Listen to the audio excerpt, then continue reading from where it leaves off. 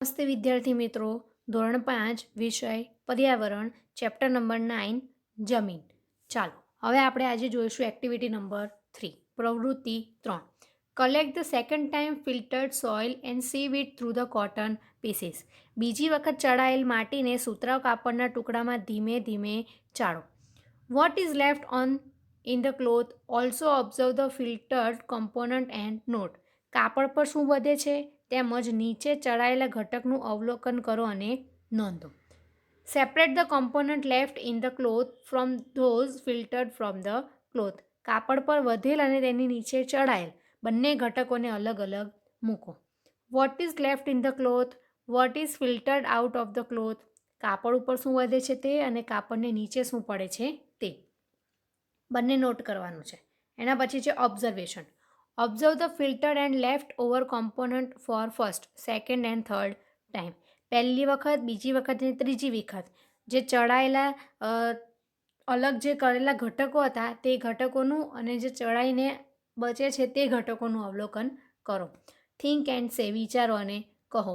Which component are obtain after sieving the soil different sieve size. માટીને જુદી જુદી રીતે ચાળતા કયા ઘટકો જોવા મળે છે તે જણાવો. Can there be any other components present in the soil. શું માટીમાં આ સિવાયના બીજા કોઈ પણ ઘટકો હોઈ શકે ખરા?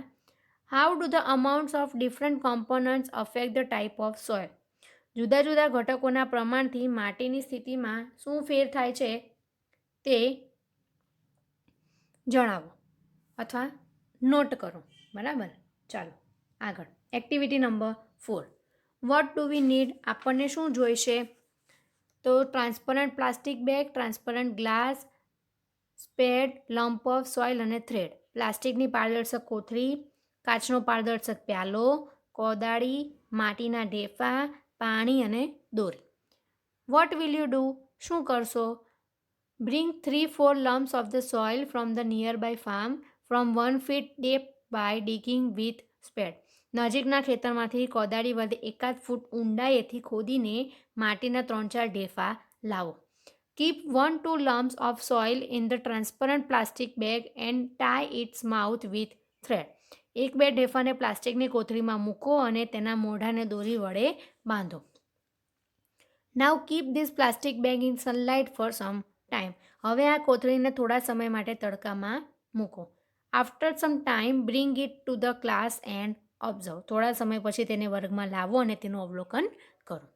What to observe, what did you observe. ક્યાં જોવું? તો તમારે ક્યાં જોવાનું છે? The inner wall of the plastic bag. જે પ્લાસ્ટિક બેગ છે એની અંદરની દિવાલ પર શું દેખાય છે તે તમારે નોટ કરવાનું છે. Activity number 5. Take a transparent glass, fill it with colour.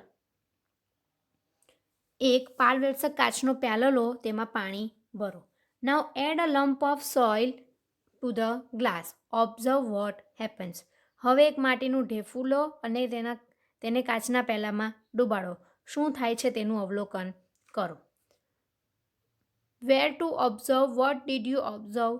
ક્યાં જોવું અને શું જોવા મળ્યું? ક્યાં જોવાનું છે તો જુઓ. In the transparent vessel on and near the soil lump. પારદર્શક જે પ્યાલો છે એ પાણીની અંદર, ઢેફાની આજુબાજુ અને ઉપર તરફ જુઓ. શું જોવા મળે છે તે ઓબ્ઝર્વ કરીને લખવાનું છે. Remember and write. યાદ રાખો અને લખો.